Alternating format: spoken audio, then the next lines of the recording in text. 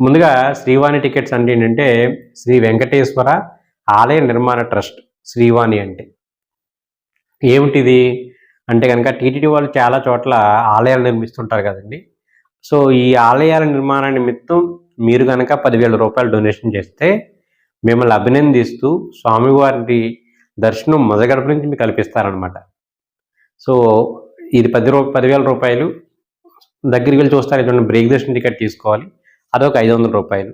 So మనిషికి వచ్చేసి 10,500 రూపాయలు అవుతుందన్నమాట అండి. దర్శనం అయితే మాత్రం చాలా బాగా జరుగుతుందండి.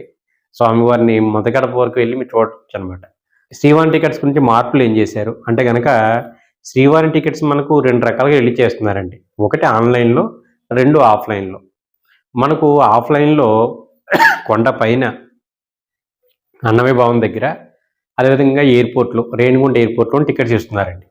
సో రేణిగుంటలో ఎయిర్పోర్ట్లో ప్రతిరోజు 200 టికెట్లు ఇస్తున్నారు.